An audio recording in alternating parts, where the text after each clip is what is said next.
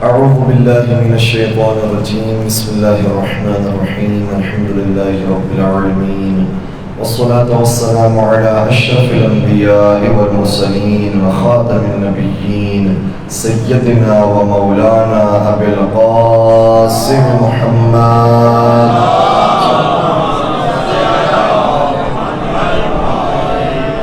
وعلى أهل بيته الطيبين الطاهرين المعصومين المظلومين الذين أذهب الله عنهم الرجس أهل البيت ويطهرهم تطهيرا.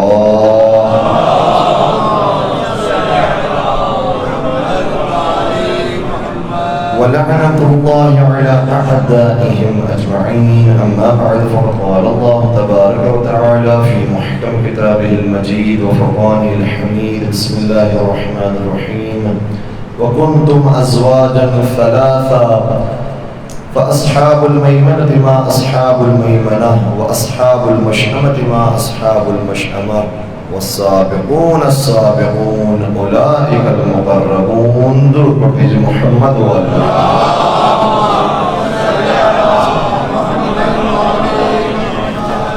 عزیزان گرامی قدر المسلسلہ کی خدمت میں اولویت اور مظلومیت مولانا متقیان پر گفتگو کی جا رہی ہے، اور آج جس گوشے کو بیان کرنے کی کوشش کریں گے وہ گوشہ یہ ہے کہ کئی سارے فضائل کو میرے مولا کے برخلاف قائم کرنے کی کوشش کی گئی اور مختلف رویوں کو اختیار کیا گیا. صرف اگر ہم بات کریں کیا علمی طریقہ، کیا فرہنگی طریقہ، کیا ثقافتی طریقہ مخالفین امیر کائنات اختیار کیا، صرف ہم ان کے علمی طریقوں پر بات کر رہے ہیں. نہ کوئی جنگ پر گفتگو ہے، نہ ان کے ہتھیار پر گفتگو ہے، نہ کسی اور اسلحے پر گفتگو ہے. صرف انہوں نے جو علمی کام کیے ہیں، یہی کہنا چاہیے جو ثقافتی انہوں نے کام کیے ہیں وہ کیا تھے. تو اس میں مترخص تین چیزیں ایسی ہیں کہ جس کے اوپر ہمیں نظر آتا ہے کہ توجہ ہونی چاہیے. پہلی چیز یہ ہے کہ جب انہوں نے دیکھا کہ مولانا متقیان کی اس کثرت کے ساتھ فضائل موجود ہیں تو دو کام کیے. یا اس میں سے لفظ علی کو تبدیل کر کے کسی اور کا لفظ کیا گیا، یا جس سے نسبت دی گئی تھی اس کا لفظ تبدیل کر کے کوئی اور لفظ کیا. وہ مشہور حدیث آپ سبھی نے سنی ہوگی اور بڑی بڑی کتابوں میں صحیح مسلم میں بھی پائی جاتی ہے کہ نبی ہم شاہ فرمایا اما ترضى ان تكون مني بمنزلة هارون من موسى الا انه لا نبي بعدي. اے رسول، اے علی، تو کیا اس بات پر مجھ سے راضی نہیں ہے کہ تجھے مجھ سے وہی نسبت ہے کہ جو جناب ہارون کو جناب موسیٰ سے تھی. بعض لوگوں نے اس پر بھی سوال کیا ہے کہ، اور آج بھی یہ ٹاپک بہت زیادہ ہاٹ ٹاپک میں شمار ہوتا ہے، کہ جو لوگ یہ کہتے ہیں کہ اس حدیث سے ثابت ہوتا ہے کہ میرے مولا پیغمبر کے جانشین ہیں، چونکہ ہارون موسیٰ علیہ السلام کے جانشین تھے. تو انہوں نے کہا کہ تاریخ میں اگر آپ دیکھیں تو ہارون علیہ السلام زندگی میں انتقال فرما گئے، وصال فرما گئے، اور اس کے بعد جناب یوشع بن نون آئے.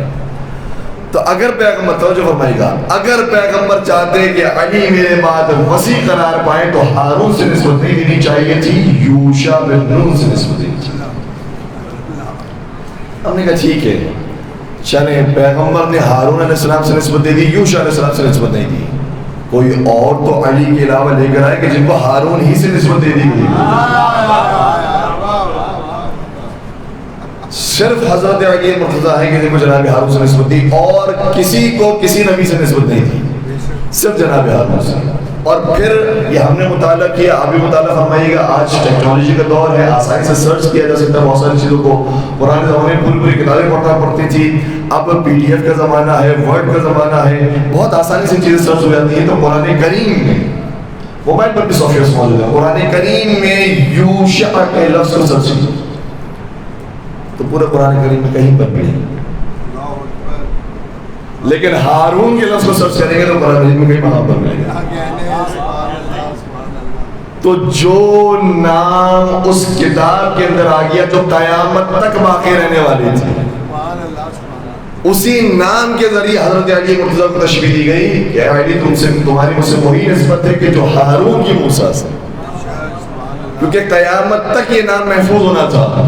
فرض کیجئے کہ پیغمبر اکرم ہارون کی بجائے یوشع کا نام لیتے تو مجھے تقریباً اطمینان ہے کہ دنیا یہ کہتی کہ قرآن میں تو ہارون کا نام آیا ہے، پیغمبر نے یوشع کا نام لے لیا تھا.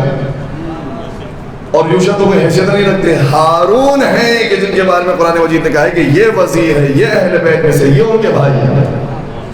تو اس لیے وہ نام اختیار کیا کہ جو رہتی دنیا تک باقی رہ جائے۔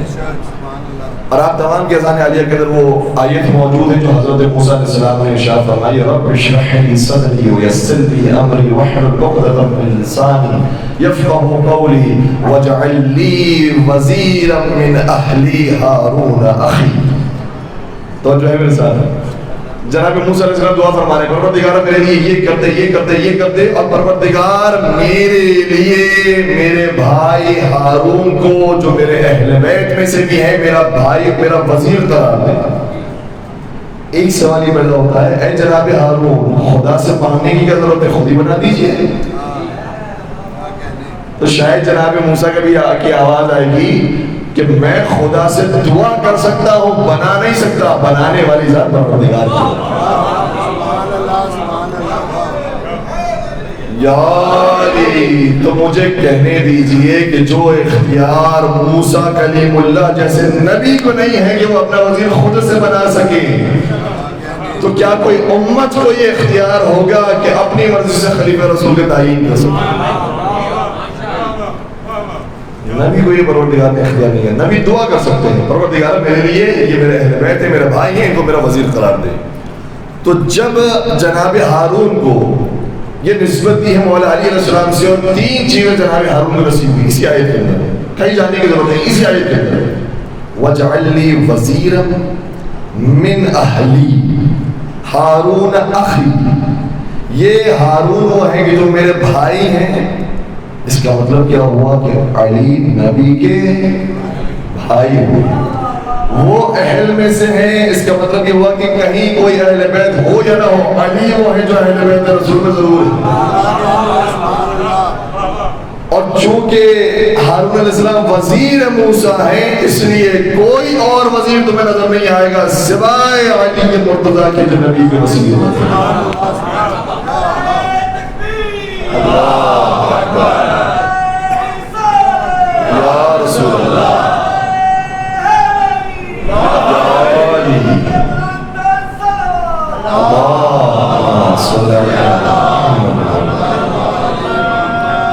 اتنی مشہور، اتنی معروف حدیث ہے یہ، یا علی انت منی بمنزلۃ ہارون من موسیٰ لا نبی بعدی۔ اس حدیث کے خلاف دو کام کیے، خود ہم نے اپنی آنکھوں سے کتابوں کے اندر دیکھا۔ پہلا کام یہ کیا گیا کہ لفظ ہارون کو تبدیل کر دیا، اور کیا لفظ رکھا ہے، خود بعض کتابوں میں اتنا بغض اہل بیت پایا جاتا تھا، انہوں نے کہا نبی نے فرمایا تھا لیکن لفظ اور استعمال کیا تھا، یہ فرمایا تھا یا علی انت منی بمنزلۃ قارون من موسیٰ۔ علی تجھے مجھ سے وہی نسبت ہے کہ جو قارون کو موسیٰ سے بھی، قارون دشمن خدا، دشمن موسیٰ، اور موسیٰ کلیم اللہ نبی اللہ۔ تو میں نبی اللہ ہوں، اللہ اکبر۔ لیکن عجیب اس معاملے کو بھی حل کیا، چاہے جو مولا کا معنی دوست کے رہتے ہیں، کم از کم یہاں پر تو سمجھ میں آ گیا کہ علی دشمن نبی نہیں ہو سکتے۔ من کنت مولاہ فہذا علی مولا، جس کا میں مولا ہوں اس کے علی مولا۔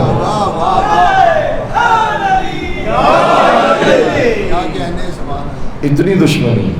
پھر اس کے مقابلے پر ایک اور کام کیا گیا، کیا علی کو نسبت دی تھی ہارون علیہ السلام سے، تو ان کے مقابلے میں کچھ اور فوٹو اسٹیٹس آنا شروع ہوئی، فوٹو کاپیز آنا شروع ہوئی۔ تو جو فوٹو کاپیز آئی اس کے اندر کسی اور کا نام رکھ دیا گیا اور نبی کا نام ہی چینج کر دیا گیا، اور یہ ہوا ہے۔ پورا ایک مناظرہ ہے ہمارے عوام کے نبی سرکار حضرت امام محمد تقی علیہ السلام کا،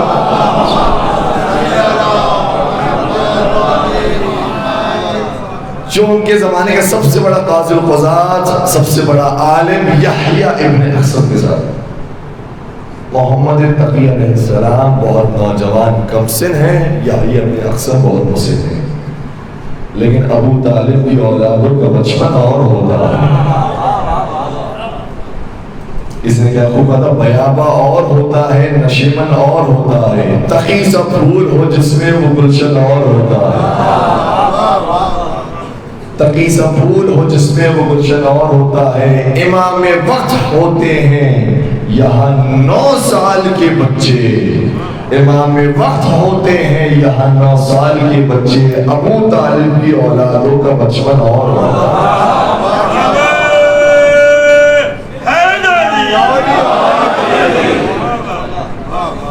اگر کسی کے پاس ہونا مشکل ہو تو پھر قرآن کریم کی طرف آ جائیے. حضرت عیسیٰ علیہ السلام، حضرت یحییٰ علیہ السلام کو پیدا ہوتے ہی نبوت ملی. تو جب حضرت عیسیٰ پیدا ہوتے ہی نبی بن سکتے ہیں تو جو ان کی اولاد میں زمانے کا امام آنے والا ہے وہ کیوں نبی نہیں ہو سکتا؟ جبکہ آپ کی کتابوں کے اندر لکھا ہے کہ جب یہ ہستی تشریف لائے گی تو وہ نماز پڑھانے والے ہوں گے، عیسیٰ نماز پڑھنے والے ہوں گے. تو جو نماز پڑھنے والا ہے وہ بچپن میں عہدہ پروردگار حاصل کر سکتا ہے، تو اسی طریقے سے جو نماز پڑھانے والا ہے وہ بھی حاصل کر سکتا ہے. تو بچپن میں ان کو پروردگار کر سکتے. اور یہ بھی مکمل موضوع ہو جائے گا کہ کس کس مقام پر کیا کیا گفتگو ہوئی ہے اس موضوع پر کہ کم سن شخص کیا امام یا نبی بن سکتا ہے نہیں بن سکتا. اور اس ساری بات کو میں ایک جملے میں خلاصہ کروں، اور یہ جملہ بھی ایک صحابی امام نے بیان کیا کہ اگر ہمارا امام خدا کی طرف سے آیا ہے تو چاہے وہ ایک دن کا بچہ ہو وہ امام ہے، اور اگر وہ خدا کی طرف سے نہیں آیا ہے تو 100 سال کا بزرگ ہی کیوں نہ ہو وہ ہمارے لیے امام نہیں. یہ ہمارا عقیدہ. پروردگار کی طرف سے اگر بھیجا ہوا نمائندہ ہے، نبی ہے، امام ہے، تو وہ ہمارے لیے مقدس ہے. ورنہ وہ چاہے 100 سال کا ہو، 1000 سال کا ہو، وہ امام نہیں ہو سکتا. اس کمسنی کے عالم میں یحییٰ ابن حسن کے ساتھ امام تقی کا مناظرہ ہوا. اس مناظرے کے اندر جو سامنے شخص موجود ہے یحییٰ ابن حسن، اس سے کچھ حدیث پیش کی کہ آپ مولا علی کی افضلیت کے قائل ہیں، ان کی اولویت کے قائل ہیں، لیکن یہ وہ ہیں کہ جن کے بارے میں یہ بھی حدیث موجود ہے. اس میں سے کون سی حدیث؟ کہ فلاں کے بارے میں فرمایا تھا نبی اکرم نے کہ فلاں کی مثال ایسی ہی ہے جیسے جناب نوح علیہ السلام کی مثال. ہارون تو چھوٹے نبی ہیں، نوح علیہ السلام اللہ سے بڑے نبی ہیں، تو ان کو تو حضرت نوح سے تشبیہ دی گئی، اس لیے وہ بڑی ہستی ہوئی. آگے ایک اور روایت بھی ہے کہ فلاں کو نسبت ہے اور فلاں کی مثال ایسی ہے کہ جیسے حضرت ابراہیم کی مثال. بہت آگے ہوئی کہ فلاں کی مثال ایسی ہے کہ جیسے حضرت موسیٰ علیہ السلام کی مثال، فلاں کی مثال ایسی ہے جیسے حضرت عیسیٰ علیہ السلام کی مثال. کوئی نبی کو نہیں چھوڑا. امام تقی علیہ السلام نے جواب دیا، کیا خوبصورت جواب دیا. یہ نہیں فرمایا کہ یہ جھوٹی حدیث ہے، یہ نہیں فرمایا یہ ضعیف حدیث ہے. کہا یہ جو لفظ اس کے اندر استعمال ہو سمجھو تو صحیح، اس کو کس کے ساتھ تشبیہ دی جا رہی ہے. اگر عام لوگوں کو تشبیہ دی جا رہی ہے انبیاء کے ساتھ تو سمجھو تو صحیح انبیاء کا مقام کیا ہے. تم ان کا مقام بلند کرنے کے چکر میں ان کا مقام نیچے لے کر آ رہے ہو. انبیاء انہیں کہا جاتا ہے جو ایک لمحے کے لیے بھی بتوں کو سجدہ نہیں کرتے، اور یہ وہ ہیں کہ اسلام لانے سے پہلے یہ بتوں ہی کو سجدہ کیا کرتے تھے. تو ابراہیم بت شکن ہونا اور ہے اور کسی کا بت پرست ہو جانا اور ہے. درود پڑھ دیجئے محمد و آل محمد.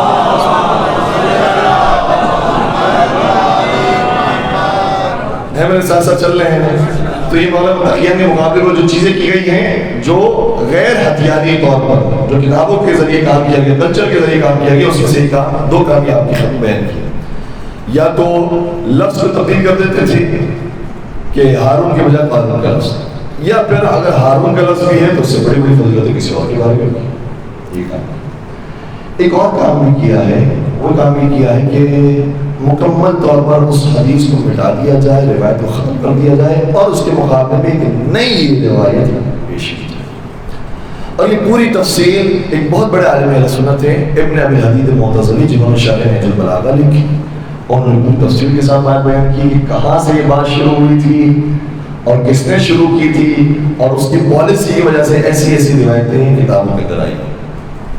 اور پھر اس کا تجزیہ یہ توجہ فرمائیے گا، ابن ابی الحدید معتزلی شیعہ عالم نہیں، اہل سنت عالم دین ہے، لیکن اس کا کمال یہ ہے کہ نہج البلاغہ پر شرح لکھی تھی.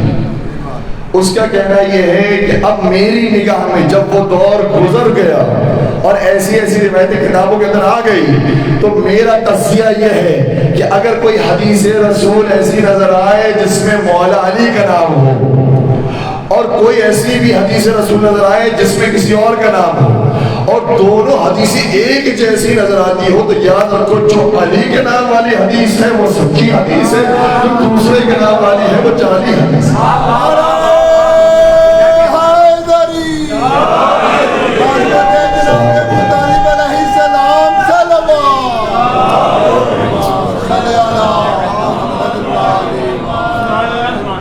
آپ سلامت رہے۔ یہ امام احمد بن حنبل کا تذکیہ ہے، توجہ فرمائیے گا۔ امام احمد بن حنبل نے بھی کیا خوبصورت طریقے سے، اور انگلش والے حنبل انداز میں، حنبل طریقے سے ایک بات سمجھائی، فرمایا کہ ما روی لأحد من اصحاب رسول اللہ من الفضائل الصحہ ما روی لعلی بن ابی طالب۔ اصحاب محمد کے، اصحاب رسول اللہ کے بہت سے فضائل بیان ہوئے، توجہ رکھیے گا، وہ خود کہہ رہے ہیں بیان ہوئے، میری کتابوں کے اندر دیکھیے امام احمد بن حنبل کہہ رہے ہیں، لیکن جتنے صحیح فضائل علی بن ابی طالب کے بیان ہوئے اتنے کسی اور کے صحیح فضائل بیان نہیں ہوئے۔ تو صرف بیان ہو جانا، کتابوں کے اندر لکھ دینا، رسول اللہ سے نسبت دے دینا کافی تو نہیں ہے، بلکہ یہ تو ایک اور سوال پیدا کرتا ہے کہ کس میں اتنی جرأت پیدا ہوئی کہ رسول اللہ سے روایتوں کو تشریح کی، جبکہ صحیح بخاری کی ابتدائی حصے کے اندر یہ بات موجود ہے کہ پیغمبر نے وقت آ کر فرمایا تھا کہ میرے بعد جو میرے نام سے جھوٹی حدیثیں گڑے گا اس کا ٹھکانہ جہنم ہے۔ تو کون جہنم خریدنے کے لیے تیار ہے؟ اس بخش کی وجہ سے۔ اس لیے کام پوری پلاننگ کے ساتھ ہوا ہے کہ دوسروں کے لیے بھی یہ چیزیں کھڑی ہیں۔ اب آگے تھوڑا سا اور پڑھتے ہیں، یہ کچھ چیزیں ان کے نام کے ساتھ، اچھا کچھ چیزیں ایسی ہیں جو بالکل ہی فریش کاپی اور فریش حدیث آئی ہیں، اور وہ کس کے زمانے میں آئی؟ ہمارا آپ کے 8ویں سرکار حضرت امام علی رضا علیہ السلام کے دور میں۔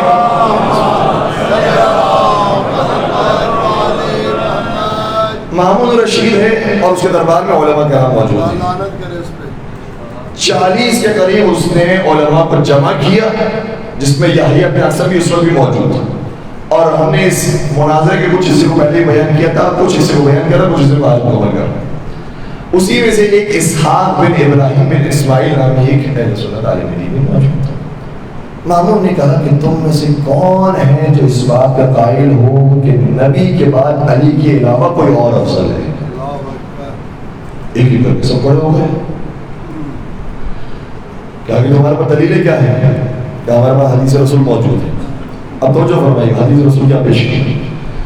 کہیے رسول اکرم کی حدیث ہے کہ جب میں اس دنیا سے پردہ کر جاؤں تو تمہیں چاہیے کہ فلاں اور فلاں کی اقتداء کرو۔ انہوں نے یہ بیان نہیں کیا کہ بھئی یہ تو جھوٹی حدیث لے کر آئے، فلاں کتاب میں ضعیف کتاب میں بیان نہیں کیا، خود آپ حدیث کو تو دیکھیں حدیث کیا کہہ رہے ہیں کہ جب میں چلا جاؤں تو تمہیں ان دونوں کی پیروی کرنی ہے، ان دونوں کی اقتداء کرنی ہے۔ اچھا نبی نے یہ بیان فرمایا تھا، تو نبی کوئی ایسا کام تو نہیں دے سکتے جو عقل میں نہ آنے والا ہو، جو انسان اختیار کر ہی نہ سکتا ہو، ایسا کام تو نبی اکرم کبھی نہیں دے سکتے۔ اس لیے فرض کرتے ہیں کہ دونوں کی اقتداء کرنی ہے، دونوں کی پیروی کرنی ہے، لیکن پہلے یہ تو ثابت کرو کہ دونوں بھی آپس میں ایک دوسرے کی پیروی کرتے تھے۔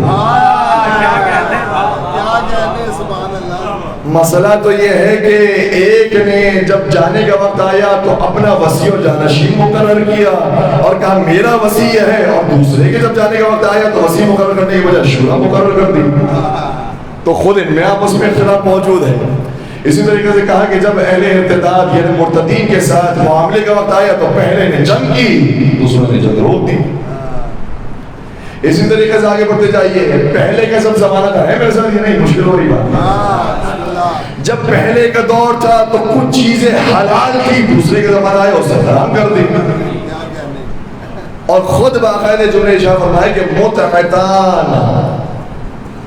متعتان فی عہد رسول اللہ حلال وانا احرمها، کہ دو طرح کے تمتع تھی، ایک نکاح تمتع جسے نکاح متعہ بھی کہا جاتا ہے، اور ایک حج تمتع، یہ دونوں رسول اکرم کے زمانے میں حلال تھے، لیکن کچھ وجوہات کی بنا پر میں حرام کر رہا ہوں۔ تو یہ جو حرام کرنے والا ہے اس کا مطلب یہ اور ہے جو اس سے پہلے شخص موجود تھا جو حلال رکھ رہا تھا وہ اور ہے۔ تو جب دونوں میں اتفاق نہیں پایا جاتا تو ہم کس کی پیروی کریں؟ پہلے کی پیروی کریں یا دوسرے کی پیروی کریں؟ اس لیے ہمارے لیے پیروی کرنا مشکل ہو گیا. یہ ماموں نے جواب دیا ہے. اللہ اکبر.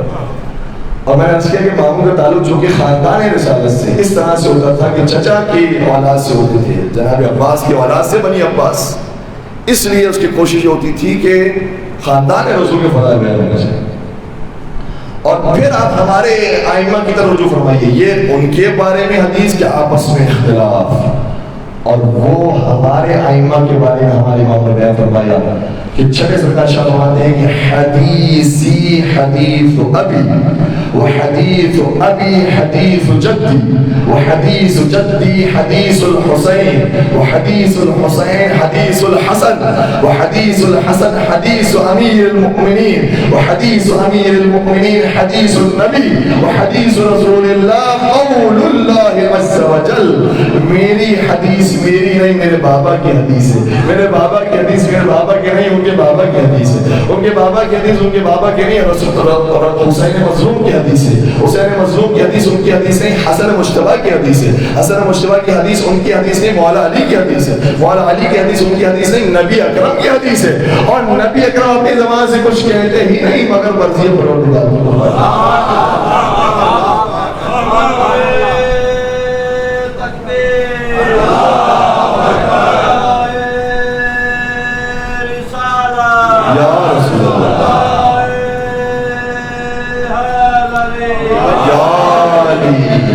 محمد مصطفیٰ صلی اللہ علیہ وآلہ وسلم صاحب بیت رسول صلوات.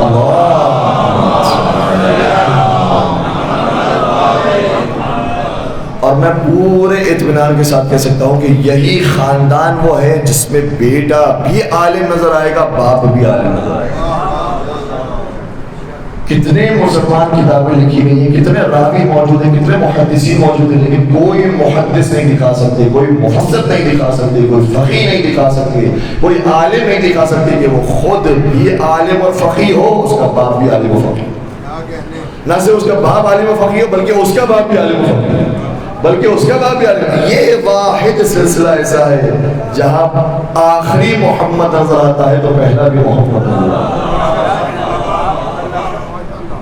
صرف یہ واحد سلسلہ ایسا ہے جو پروردگار اعلیٰ نے پاک و پاکیزہ رکھا ہے. شجرہ طیبہ اسی شجرے کو کہا جاتا ہے. اور ایک اور جملہ میں آپ کی خدمت کروں, وہ چھٹے امام کا جملہ تھا. ایک جملہ ایسا ہے کہ جو مولانا متقی امیر المؤمنین حضرت علی ابن ابی طالب صلی اللہ علیہ وسلم نے نہج البلاغہ میں شرح فرمایا.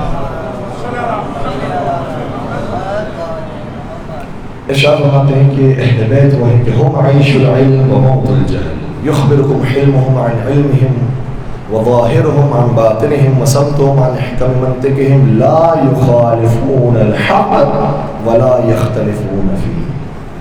فرمایا اہل بیت وہ ہیں, کتنا خوبصورت بشر فرمایا, فرمایا اہل بیت وہ ہیں جو علم کے لیے حیات ہے, علم کے لیے حیات ہے. جہاں جہاں علم نظر آئے گا وہاں ان کی امامت والے نظر آئیں گے, اور جہاں جہاں جہالت نظر آئے گی وہاں ابو جہل کے ماننے والے نظر آئیں گے. یہ علم کے لیے زندگی ہے, وہ موت الجہل جہالت کے لیے موت ہے. یخبرکم حلمهم عن علمهم, جب ان کے حلم کو انسان دیکھتا ہے, پرتباری کو دیکھتا ہے, تو لگتا ہے کہ کیا ان کا علم ہوگا. وظاہرهم عن باطنهم, جب ان کے ظاہر کو دیکھتا ہے انسان تو پتہ چلتا ہے ان کا باطن کتنا پاک و پاکیزہ. عجیب جملے ہیں. اور اگر ان کی خاموشی کو انسان دیکھتا ہے, یہ خاموش بیٹھے ہوئے ہیں, تو خاموشی سے پتہ چلتا ہے یہ بولتے کیسے ہیں. پھر جو آگے جملہ شاہ فرمایا ہے نا وہ ہمارے موضوع کے ساتھ ہے. فرمایا کہ لا یخالفون الحق ولا یختلفون فیہ.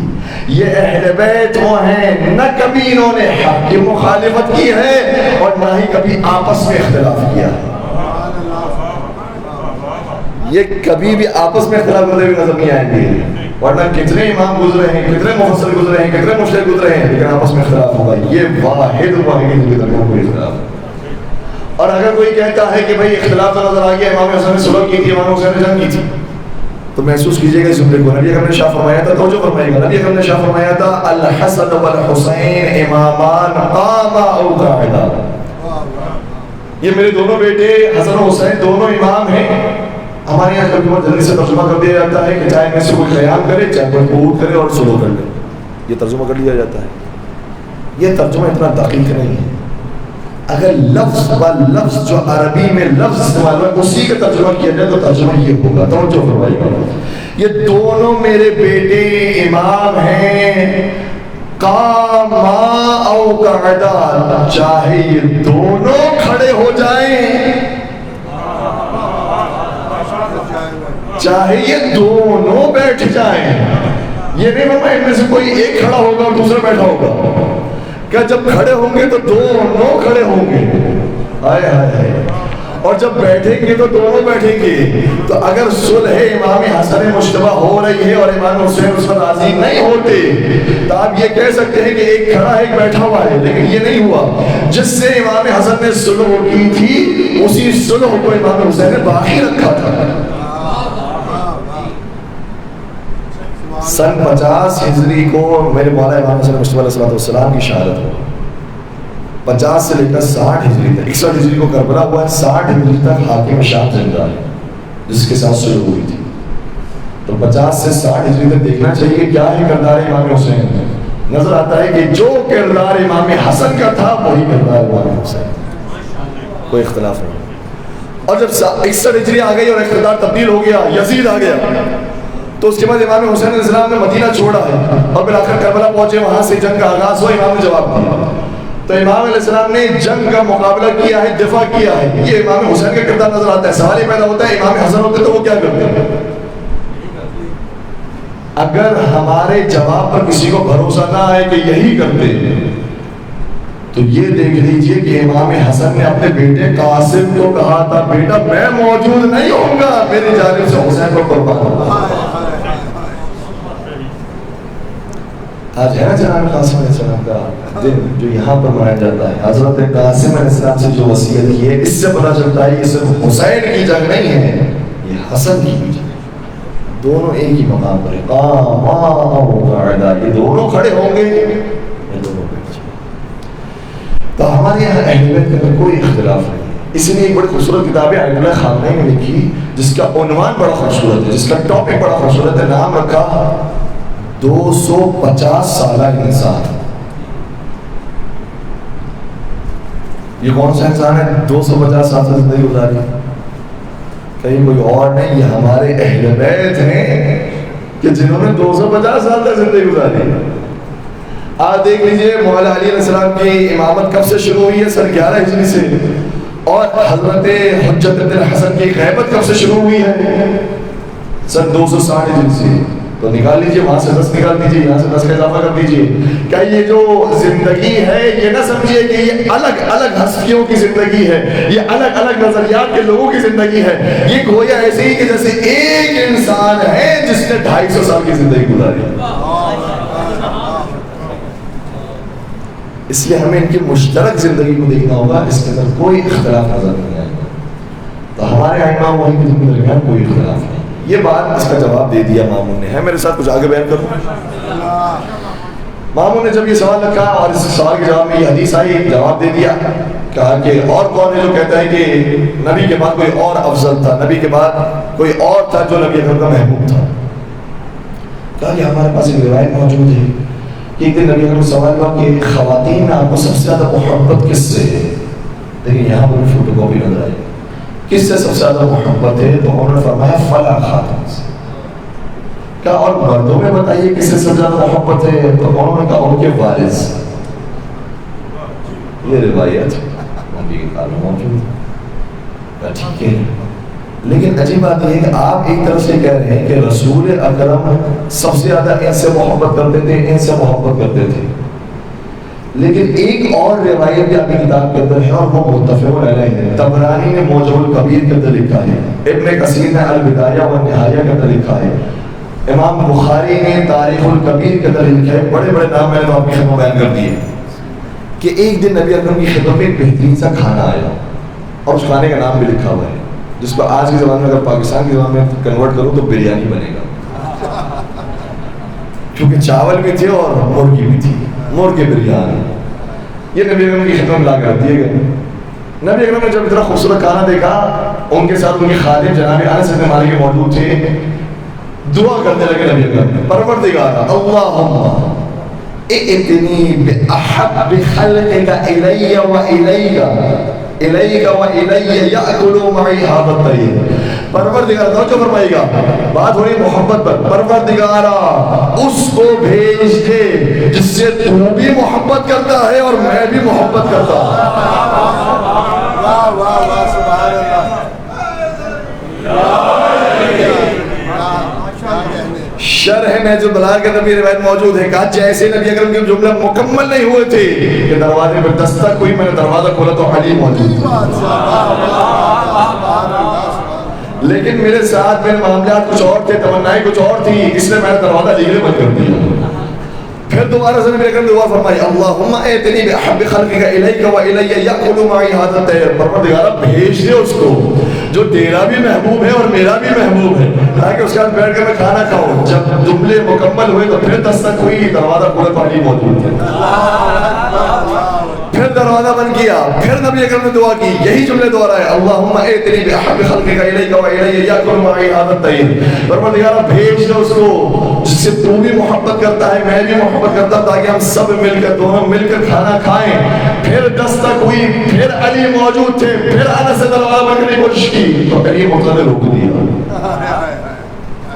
کہ تو مجھے نبی سے ملنے کیوں نہیں دیتے؟ کہنے لگا رسول اللہ ان کا مشغول. رسول اللہ کسی کام میں مصروف ہے، بات کہیے گا. مصروف کس کام میں ہے وہ خود انس جانتے تھے. ابھی اس گفتگو کی آواز گوش مبارک نبی تک نہیں پہنچی تھی کہ آواز دی، انس دروازے پر جو ہے اسے بھیج دو. جو بھی دروازے پر آیا ہے، میں نے تو دعا کی رب سے اس کو بھیجو، تیرا بھی محبوب میرا بھی محبوب، جو دروازے پر آیا ہے اس کو بھیج دے. تو کیا دیکھا علی کے مرتضیٰ تشریف لائے. سبحان اللہ سبحان اللہ. اور جب تشریف لائے تو میرے مولا سے سوال کیا، اے علی آنے میں اتنی دیر کیوں کرتی؟ اللہ اکبر. کہ یا رسول اللہ میں تو آنا چاہتا تھا اور میں بار بار آتا رہا، لیکن انس میرے لیے دروازہ بند کرتے رہے، اس لیے تاخیر ہو گئی. انس کو بلایا کہ انس جب یہ آ چکے تھے تو تم نے ان کے لیے دروازہ بند کیوں کیا؟ انس سے کہتے ہیں کہ یا رسول اللہ میری خواہش ہے کہ آپ نے دعا اتنی پیاری کی تھی کہ کوئی ایسا آ جائے جو آپ کا بھی محبوب ہو اور اللہ کا بھی محبوب ہو، تو میرے دل میں تمنا یہ پیدا ہوئی کہ کاش میں میرے قبیلے والا آ جائے. تمنا رکھنا کوئی بری بات نہیں ہے، لیکن عمل میں تو نہ آ جائے. تمنا رکھی ہوتی تو رکھی ہوتی، لیکن پھر پتہ چل جاتا ہے کہ رسول اکرم کی جو تمنا ہے وہ تمنا کچھ اور ہے. لیکن انس نے جب یہ جواب دیا، اب جملہ سنیے گا، روایت کا آخری جملہ عرض کر رہا ہوں، شرح نہج البلاغہ ابن ابی حدید معتزلی لکھی اس میں لکھتے ہیں کہ نبی اکرم نے فرمایا، اے انس اگر تم اب بھی علی کے لیے دروازہ نہ کھولتے تو میں یہ دعا نہیں کرتا کہ پروردگار اس کو بھیج دے جس سے میں محبت کرتا ہوں، جس سے تو محبت کرتا، بلکہ میں نام لے کر کہتا پروردگار علی کو بھیج دیتا کہ اس کے ساتھ کھانا کھاؤں.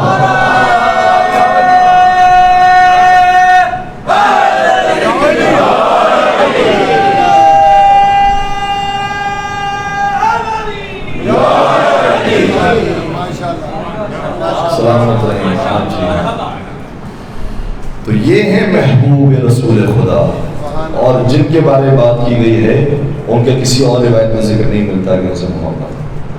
یہ البتہ ضرور ذکر ملتا ہے کہ جب نبی اکرم اور حضرت علی مرتضیٰ دونوں تشریف لاتے تھے تو وہی بزرگ جو اس روایت کے مطابق سب سے زیادہ محبوب ہے وہ علی کو بہت دیکھا کرتے تھے. تو ان کی اس بیٹی نے سوال کر لیا جو عورتوں میں سب سے زیادہ محبوب تھی اس روایت کے مطابق کہ آپ نبی کے ہوتے ہوئے علی کو کیوں دیکھتے ہیں؟ تو انہوں نے ایک حدیث رسول بیان کی کہ نبی سے میں نے یہ سنا تھا النظر الی وجہ علی عبادہ، علی کو دیکھنا بھی عبادت ہے، اس لیے میں دیکھتا جاتا ہوں اور عبادت کرتا جاتا ہوں.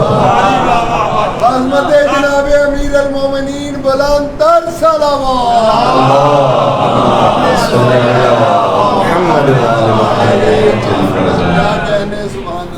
تو یہ محبوب تھے اور پیغمبر اکرم کے محبوب تھے، پروردگار کے محبوب تھے.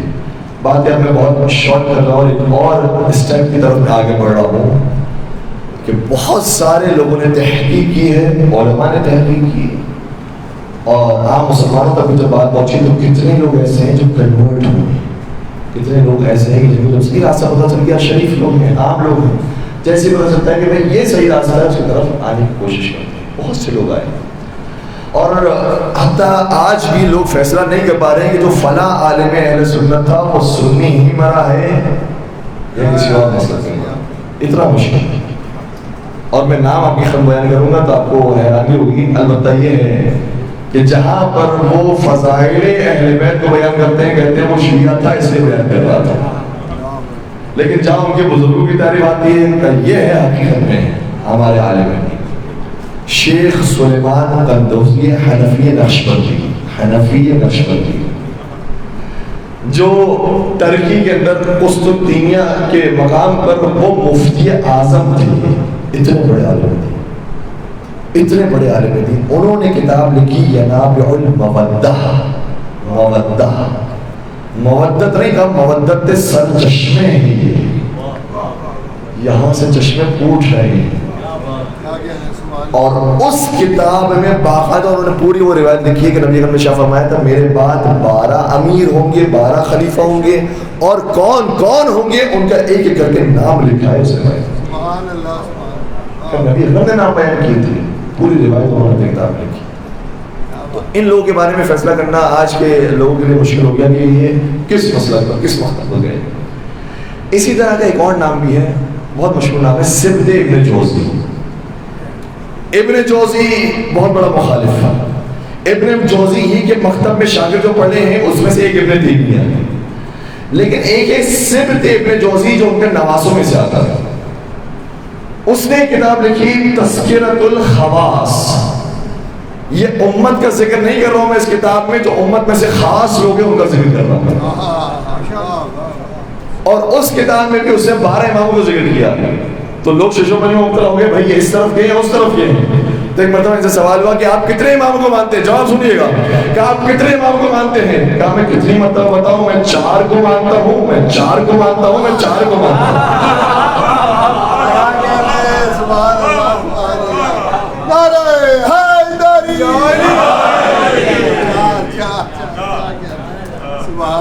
کتنی مرتبہ میں بتاؤں کہ میں 4 کو مانتا ہوں. پھر ایک مرتبہ کسی نے سوال کر لیا کہ بھائی اپنا موقف تو واضح کیجیے، آپ بالآخر کس طرف ہیں؟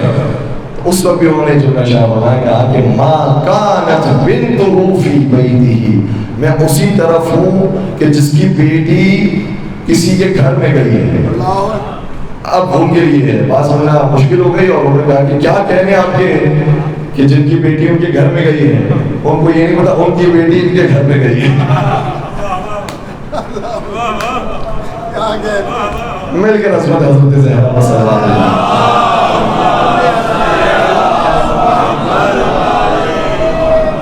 بس عزیزوں میں بات کو مکمل کر رہا ہوں. ایک اور عالم دین جو باقاعدہ انہوں نے اظہار فرمایا کہ میں نے اس مکتب کو چھوڑا اور اس مکتب کو اختیار کیا، جن کا نام صالح الوردانی ہے، جنہوں نے مختلف زبانوں میں کتابیں لکھی. اردو زبان میں بھی ایک کتاب موجود ہے جس کا نام ہے فریب.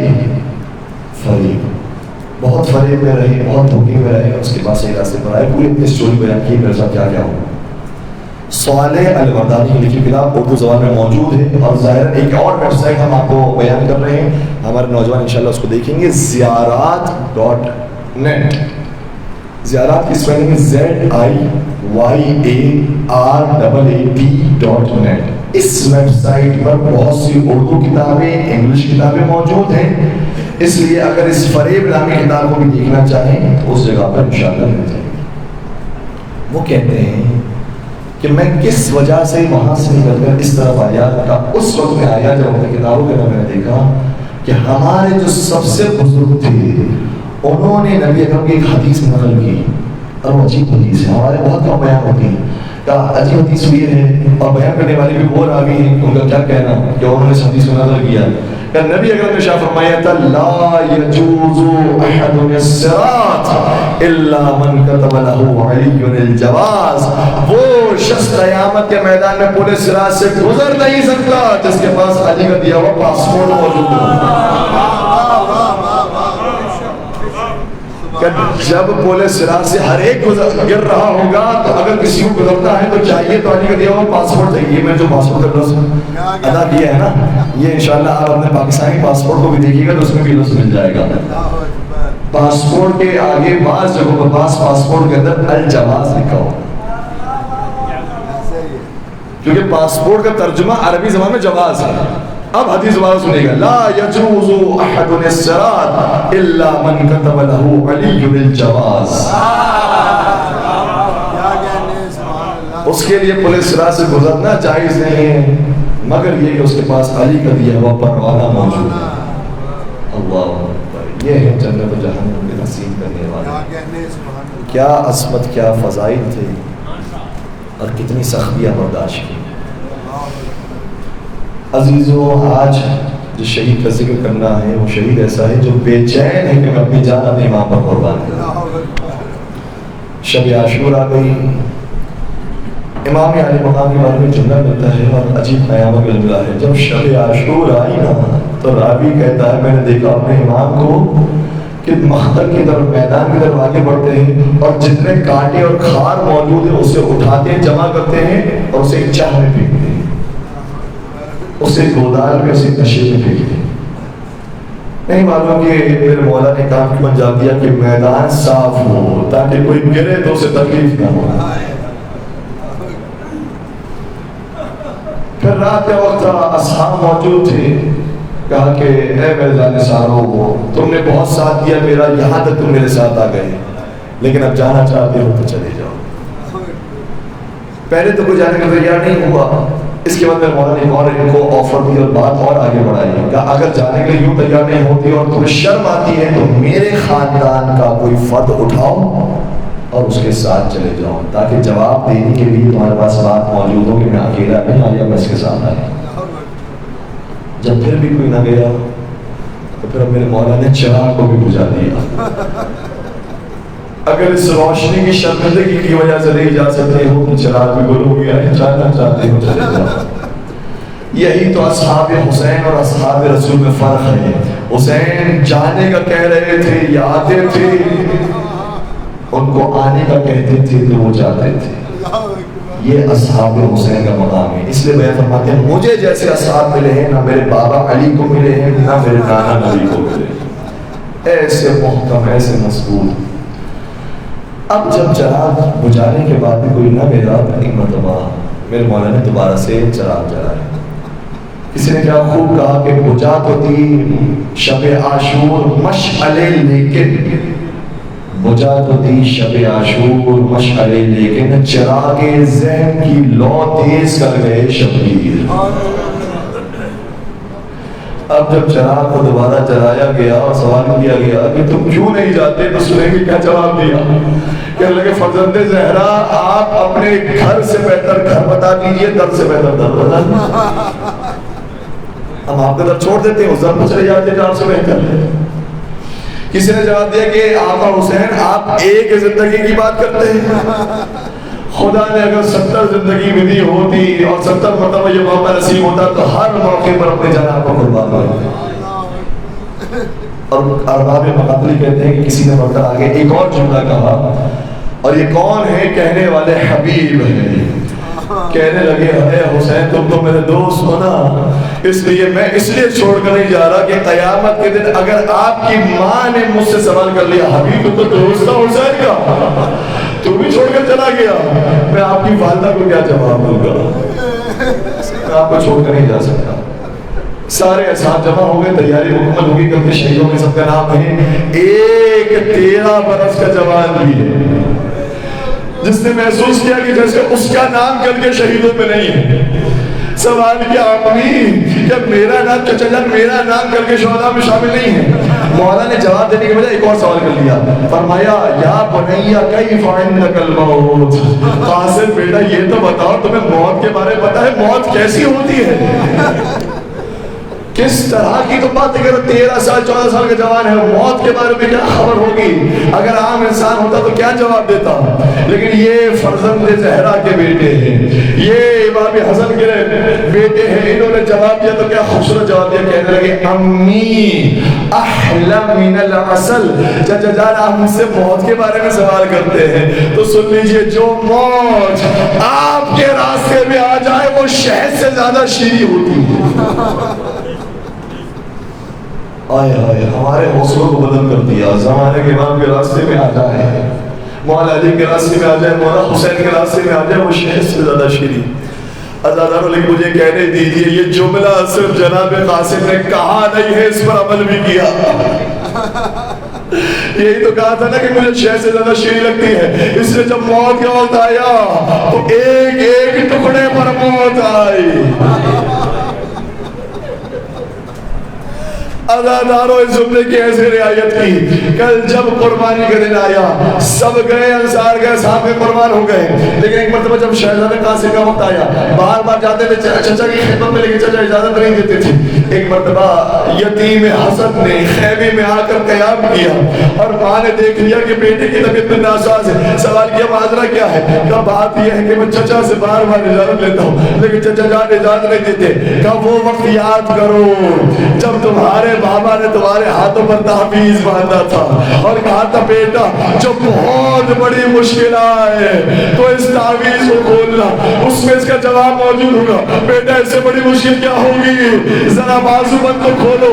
بازوبند کھولا گیا تو اس میں لکھا تھا بیٹا جب تم یہ کھولو گے تو کربلا میں ہوگے، میں موجود رہوں گا لیکن میری جانب سے اپنے مولا پر جان قربان کر دینا۔ عزرکم اللہ، مولا حسن آپ سے راضی ہو، بس یہ خط لے کر مولا حسن کی خدمت میں آئے اور گویا مسکراتے ہوئے کہہ رہے ہو آقا اب تو اس کا حکم آ گیا جو آپ کا بھی مولا ہے، آپ کے بھائی امام حسن نے لکھا ہے میں موجود نہیں ہوں گا، میری طرف سے اپنے چچا پر قربان ہو جانا۔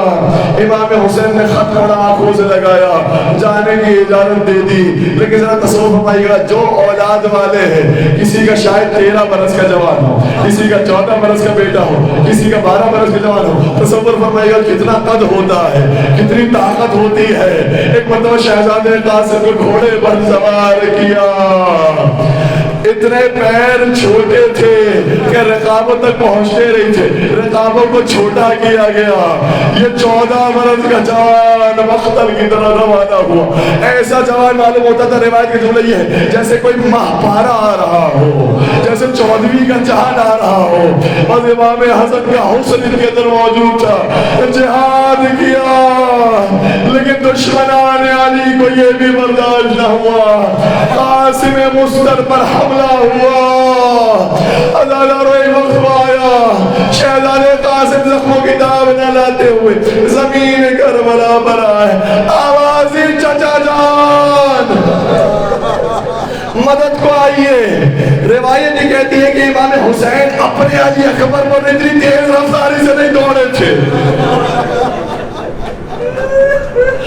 جتنے اپنے بھائی حسن کے قاسم کے لیے دوڑے، اور اس تیز رفتاری سے دوڑے کہ فوجیں سمجھے کہ حملہ ہو گیا، اس نے دائیں طرف کی فوجیں بائیں طرف چلے گئے، بائیں طرف کی فوجیں دائیں طرف چلے گئے۔ ایک نہیں سی آواز بلند ہوئی چچا ذرا جلدی فرمائیے۔ مولا لاش قاسم کو تشریف لائے اور یہ جملہ ارشاد فرمایا تیرے چچا کے لیے بات بڑی سخت ہے کہ تو اس موقع پر دم توڑ رہا ہے لیکن چچا تیری مدد نہیں کر سکتا۔ یہ کہنے کے بعد ودا کیا، لاش قاسم کو جمع کیا، گھٹری آئی خیمے میں۔ جب خیمے میں آئی تو ارباب مقاتل یہ کہتے ہیں کہ خیمے میں گھٹری لا کر رکھی، شہزادی نے سوال کیا کیا لائے ہو؟ جواب دیا لاش قاسم کو لایا ہوں۔ کہا آپ کے ہاتھ تو خالی ہے، لاش کہاں ہے؟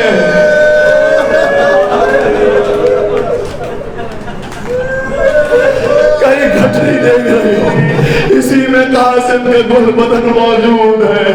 مجھے کہنے دیجئے شہزادے قاسم آپ نے کہا تھا شہد سے زیادہ آپ کو بہت شیرین ہے، اس پر عمل بھی کر کے دکھایا، لیکن یہ آپ تنہا نہیں ہیں جن کے لاشیں کو پامال کیا گیا، ایک فرزند زہرا بھی ہوں گے، شام غریبہ ایک حسین مظلوم کا لاشا ہوگا، پھر دائیں طرف کے گھوڑے بائیں طرف دوڑے، بائیں طرف کے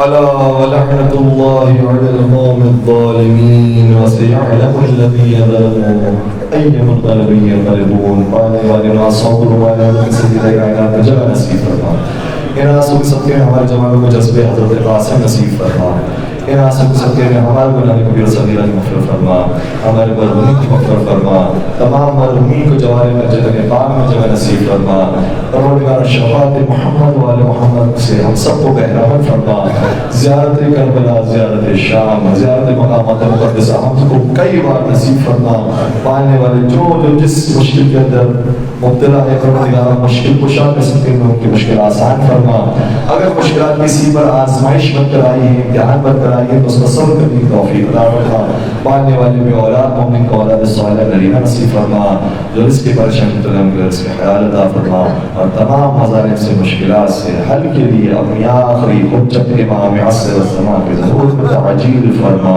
ان کے عاشقین محبین سچے جانے والے ماننے والے شمار فرما، ربنا تقبل منا انك انت السميع العليم وتب علينا انك انت التواب الرحيم برحمتك يا ارحم الراحمين.